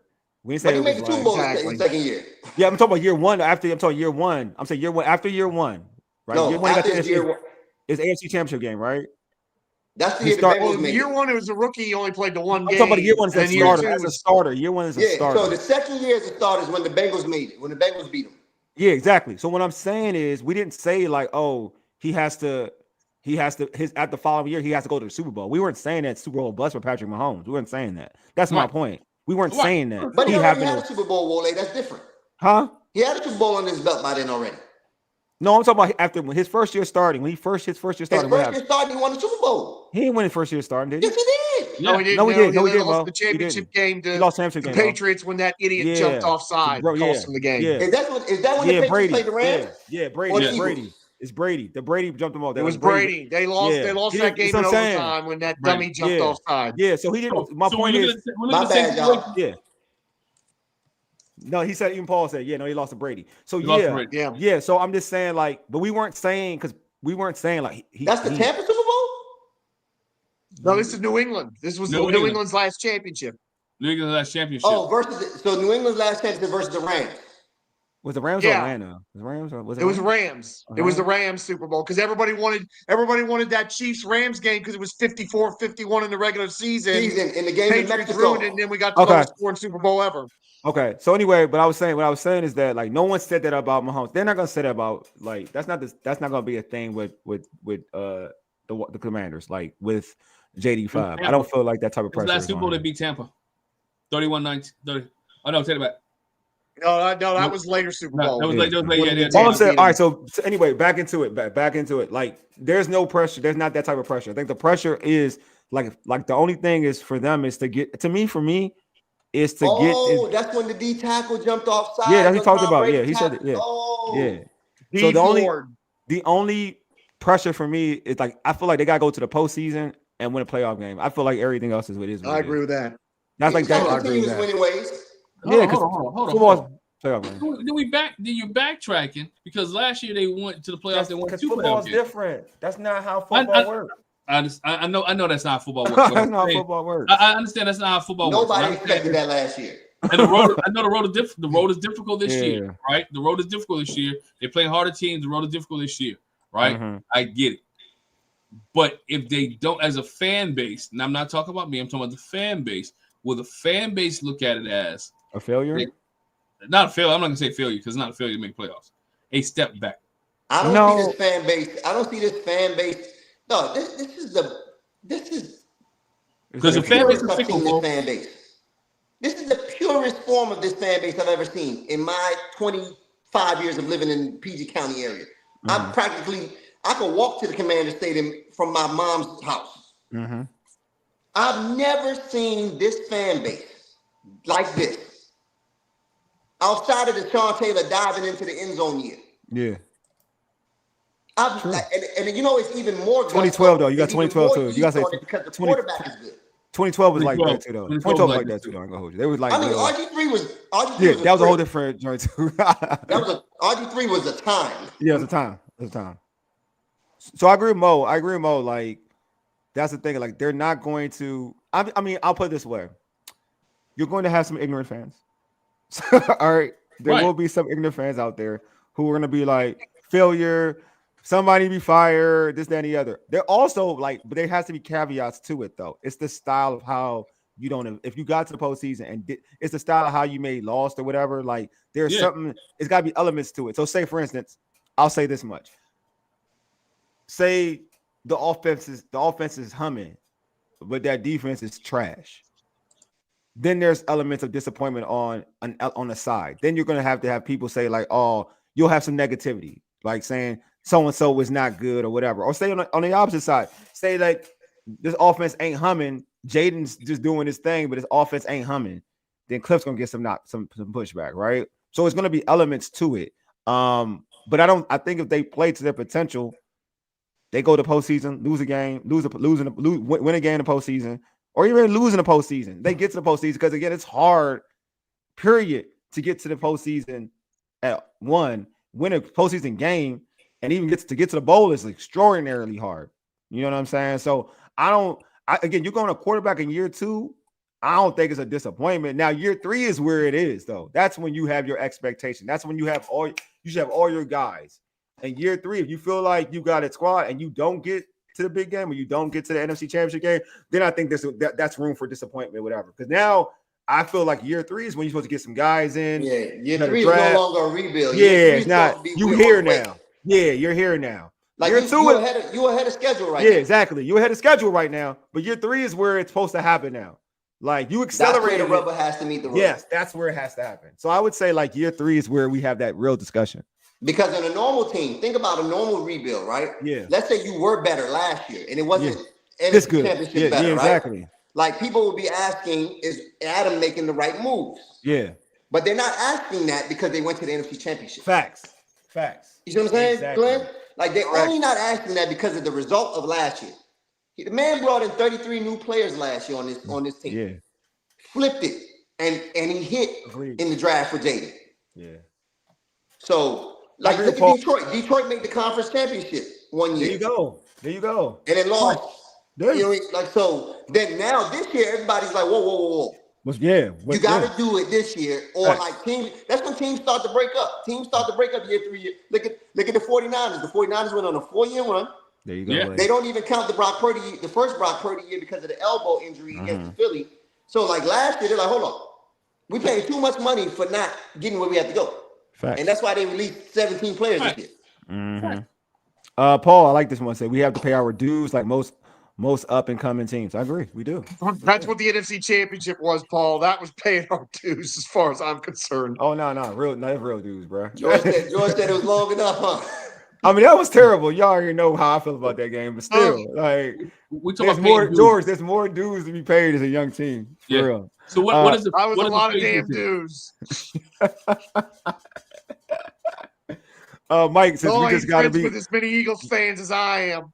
Mike said we just got to beat the best teams, and we lost to last season by a touchdown or a field goal. Yeah, I mean, I do agree with Mo. Like, yeah, on this ass element that this season, not like last, this season is the season where you got to win those games against really good teams. Like, I do agree with that. Like, I agree with that. Like, to really change your program in the regular season, get where you want to get in the postseason, you got to beat those teams this season. That's the change. You just said, Wole. I love what you just said, because in year 1, when you're competing, everybody's like, you know what? Yeah. There's hope. Yes, hope. Yeah. Now the expectation is different. Yes. Agreed. Right now, now it's like, hold on, we got a quarterback. Yeah. Even though we thought the defense was trash last year, it has to be improved this year with Ben St. Juste gone. Yeah. Right? And most people ask, right? So anything is an upgrade there. Yep. So just I agree. Kinlaw can be the piece. Yeah. Let's see if we do it. So what's the worst case scenario for this team?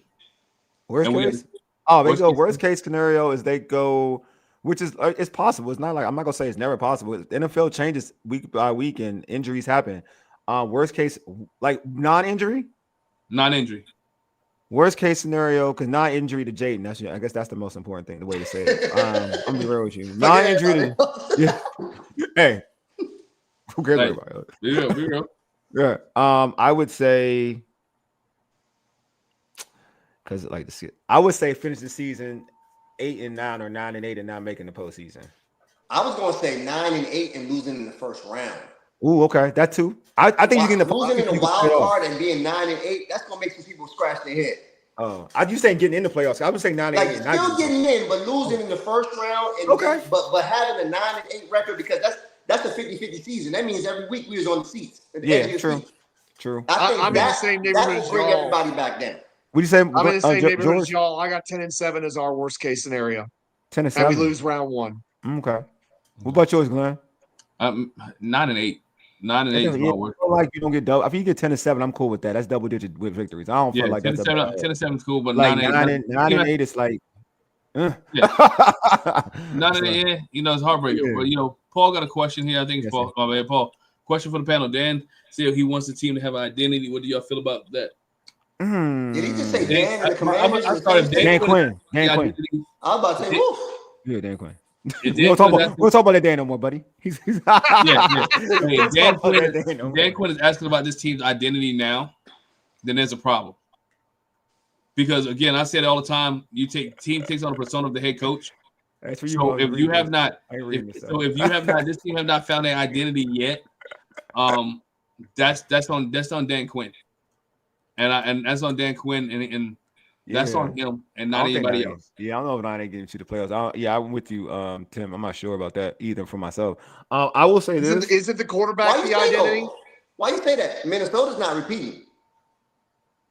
Isn't the quarterback the identity? Hey, we're not gonna do that. JJ, I'm sorry. I forgot Michigan Wolverine was the quarterback. No, JJ's like that. We'll see about that. JJ like that. Hey, George. Hey, don't do it. I'll go full screen on YouTube, George. When JJ, that's fine. I will go full screen on a Commander show. I will go full screen on a Commander show, and on week 1 when he throw for 300 yards, I will go full screen on the Commander show. Let me tell you something. They took the ball out of his hands to win a national championship. Harbaugh's like, I'm going to have you hand the ball off. Hand off specialists. Play defense. George, you on the list. You done messed up. No, hey, I want the smoke on JJ McCarthy. Get the smoke, buddy. Hey, you getting the smoke? You getting the smoke, buddy? He with O'Connell too, man. You tripping? All right, anyway, back to our regular schedule program. Dang, like this is tough. Identity. Identity's the quarterback.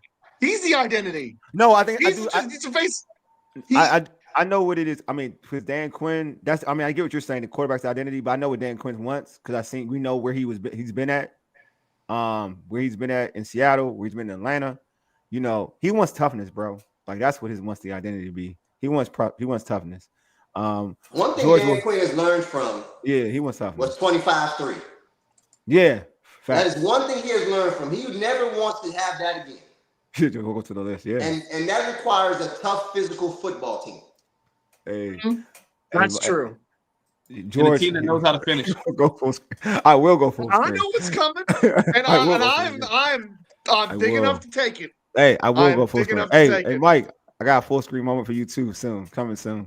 I got full screen moments for everybody. Like I'm petty. Mike, man, you see, but Mo, I want to go back to your point. You see, I had to come back on the show and move some furniture around here, right? It was too much optimism all around, man. Come on, let's talk some football. Football comes with bad stuff. Look, Mike. Football comes with bad stuff. Hey, Mike is. Hey, I'm about to ditch you. I'm about to mess this up. Mike's saying Luke McCaffrey good. Like that's the problem with Mike. So what we doing here? Like, what we doing here? Hey, you here agreeing with Mike now. What we doing here? Hey, Mike, I always have, like, I feel like Luke McCaffrey's done nothing in the league, right? But I feel like I have to defend him like I defend LeBron because everybody be hating on him, especially the guy all black. Luke McCaffrey in the same sentence? That is nasty work. Listen to what I said. I said because of your vitriol towards it. Look, hey, no, that's crazy. Mo apologizes just to have you even mention with Luke McCaffrey. It's your vitriol. It's your vitriol. Oh my God! I know you got a voodoo doll with I'm rocking Kendrick. Like Lamar, and look, Luke McCaffrey is not like us. He's not like us. I know, right out of line, bro. Oh man, Luke made the team. Look, his last name is Luke Peters. His name is Luke Peters. That's his name. Seriously, I love Mo's point about DQ and the fact that 28-3 is always going to be until Washington wins the Super Bowl. If it happens with DQ, that's always going to be haunting him. And I think you're right. I think that's the identity. He's always going to cover football. He's always going to cover that. Would have prevented that. You know what his identity he wants to know what's in his mind too? What was that Eagles score? The Eagles game in the playoffs? 55-23. Sure, there you go. That's on his mind. It sure is. Your identity needs to be to be like as you can tell, like getting Kinlaw and all, like the bigger bodies, they want to be tougher. I'm not saying that I will say this equals being to big. Beat the man, you gotta Ric Flair says to beat the man, you gotta beat the man. And also, go ahead, Mo. You want to say something? I do think that Dietrich Weiss is going to do way better job than Fowler did in the run. Oh, me too. He may not give you the same pass rush. Yeah. But he's going to do a way better job than. You got Vaughn for that. You got Vaughn going to be better than Fowler. Vaughn Miller will be better than Fowler. Look, man, I'm telling you, Fowler was. I know what I'm not going to go. I'm not going to bash that kid. It is what it is. I'm not going to. You said who? The artist formerly known as Von Miller? Von Miller gonna be better. Von Miller old. Look, Von Miller old. You'll see it's better than that dude. I ain't gonna hold y'all, man. Better than that dude. Look, Fowler did the same thing tonight. I know. I'm sure he did it on that. I'm sure they knew to run at him. I'm sure they said run at him. 556. 956. 556. Run at him. You know what I'm saying? Run at him. So yeah, man. I'm so excited for this. It's gonna be a good season, y'all. It's gonna be fun, man. We're gonna have a lot of narratives that we have to debunk and a lot of that and support. Yeah, look, man, we go pregame, postgame. It's the opener of our pregame, postgame mode. Mike, I'm gonna try to get on some pregames this year, Mike. I'm gonna try to get on some pregames, man. Okay, good. Yeah, let you want to know why? Because we play in prime time a lot. We are playing prime time too. I ain't gonna lie, that hurts my soul too, because it's like a lot. That's tiring. I ain't gonna lie, it's a lot. It's a lot, man. Like I gotta race back from work. Especially when Wole's doing 10 shows a week. It's really tiring. Thank you, George. Yes, that's it's a lot. Hardest working man in show business, man. Come on. If you don't see me on pre-games, that means I'm coaching. Paul said this show is better than the game tonight. I'm not even watching the game. What's going on? They're a lightning delay. They're about to start. The game's gonna start at 11:30. 11 games is at 11:30. The players just came outside. Saquon looking like that for real? Yeah, Saquon's been cooking. Everybody's been cooking. 11 carries and 61 in this game. Yo, I ain't gonna lie. I ain't know Jalen Carter was that important to this team. Jesus Christ. What it looks like. But you had to know that. They lost like 3 interior D linemen and 2 DNs. I didn't know it was that important, bro. Like, it's crazy. They lost Brandon Graham. They lost Josh Sweat. They lost the kid the kid from the Super Bowl got $100 million contract on one game. They still got they still got other big boy, right? From Georgia. Jordan Davis. He made a play earlier today, but he's a 2-down lineman. Yeah, they don't play him every now. I know. He's 2 down. And what teams do is when he's in the game, they pass. Yeah, they pass. I know. Dang, that's tough, bro.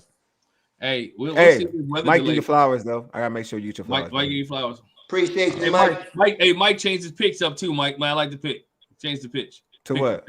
Change the profile pick. Oh, I know. I saw it. Yeah. Mike, you cool. I seen that. It was cool, Mike. Hey, Mike, man, I try to bring energy, man. I try to bring a different perspective. Mike, don't encourage Mike, man. Mike, man. Hey, Mike, man, rock with me, Mike. I know you played the over tonight, man. Hey, Mike, Hey, Mike, you my arch rival on this joint, so I ain't gonna lie to you. I will say this, Mike. You keep saying Luke McCaffrey. I said Luke McCaffrey's gonna make the team. I don't even know why you keep using like you just saying you were right, dude. I said it too. I said Luke Peters is gonna make the team. Hey. I said this. What Mike is arguing is the reason why he made the team, and you. Oh no. Look, Paul, I ain't gonna lie to you. The first game of the season, I gotta go. My first game of the season. I choose my team. Wait till Sunday, man. Wait till Sunday. Oh yeah, you're right. So okay, it's true. That's right. All right, you got me, Glenn. You're right. I got you. You gotta have that New Year energy. Oh yeah, New Year energy every year. Oh no. Look. I'm about to be a jerk. Don't get it twisted. Hey, listen. I'm like a kid on Christmas, like the week of week 1, like the week leading up. By week 3, I'm the Grinch. Yeah, wait till Sunday. I'm gonna wait till Sunday. I'm just telling you, I'm about to be a Giant fan. Like, you should be. Like I got so much stuff to say on pregame because I know I'm gonna be right. You know what I'm saying? Like I got so much stuff to say on pregame. So when it happens, I'm gonna be here smiling, cheesing, and I don't even like to smile like that for real. I'm gonna smile and cheese, and then I'm gonna let it be said. You were right. Look, Mike, you was right about Brian Robinson Jr., but he got traded. But you were right, and then you said something else was going to happen, and it's probably not going to happen. Then secondly, I told you that Terry was going to get his money, and I told you the Wade was going to get his money. I told y'all that he should get 30 in incentives. So I told y'all. I was right. But you said that Terry was going to get franchised. You were wrong. See, look. I'm here. Franchise him, you might as well sign him. There you go. But I didn't want to argue with him. So look, I'm petty. No, I'm not letting it go, Paul. I'm petty as I don't know what. That's my problem. I'm petty. My issues in life. I got issues. I'm petty as a mug. All right. I'm petty. I'm not gonna let it go. All right. I just want to make sure Mike know that I know what's Mike. going on. I apologize, Mike. I should have stood up for you, man. I got you back next time. He said, Glenn, Jordan, get your, Hey, be told I ain't Hey, there I yet. used to work in a I'm not there yet, Mike. newspaper. I go to bed late. I used to work in a newspaper, Look, so that ain't gonna wash come back with me, so Mike. I'm saying, afraid. Mike, I'm not going, Mike. I love you, dog. I'm petty and right. No, petty and right. Not petty and wrong. Petty and right. Say it with me. Take us home, Wole, man. Take us home, man. No, Glenn gonna take us home. I'm busy being petty. I'm petty and right. That's a problem. Hey, look. I lost the B Rob joint. You're right. I lost that one. See how I'm real? I own myself. I lost that one. That's the one I called a long time ago. Look. Watch this, Mo. But I won it all though. I won all of. I won the rest. I lost that one. I won the rest. So let's get out of here. Look. I'm like 3-1 in the offseason. You're 1-3. Like, you know what I'm saying? I'm that person. Hey, Mike says the long season. Let's get out of here. Hey, make sure you subscribe to our podcast on Spotify, iHeartRadio, Apple Podcasts, and other platforms. Just search All Burgundy Gold Everything at ABG_everything. Hit us up on IG and TikTok at ABG_everything. Make sure you subscribe to our All Burgundy Gold Everything YouTube channel as well. Also, we'll be back on Sunday, right? At 12 p.m. All right, right before the pregame. Make sure right before the game. Make sure you come here. We're talking pregame, right? One of the best pregame shows there is, and we have on Candy Waller from Bowie TV will be with us as she always is. So make sure you support. Hit the subscribe button, bell notification. Also share this with somebody else who's a Commanders fan, and make sure they turn into All Burgundy and Gold Everything, right? As well, All Burgundy and Gold Everything. And guess what, ladies and gentlemen, we are out. Deuces.